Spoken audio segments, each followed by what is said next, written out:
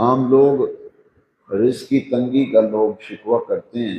اور رزق اور روزی میں، دسترخوان میں، رزق میں برکت کے لیے لوگ وظائف بھی پوچھتے ہیں، دعائیں بھی کراتے ہیں۔ میں حدیث پاک سے رزق کی برکت کے لیے ایک ایسا مجرب وظیفہ ہے، مجرب کا معنی آزمایا ہوا، اور یہ اولیاء اللہ نے، اپنی تمام اولیاء کاملین نے اس کی طرف توجہ دلائی ہے کہ فجر کی سنتیں پڑھ کے امام کے انتظار میں مسجد میں بیٹھتے ہیں۔ جو بندہ فجر کی نماز کے لیے آئے، سنتیں پڑھ کے 100 مرتبہ یہ پڑھنا ہے، 100 مرتبہ۔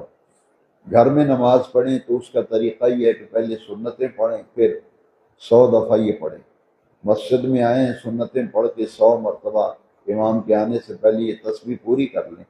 لیکن اس میں یہ ہے کہ دوام، یعنی مسلسل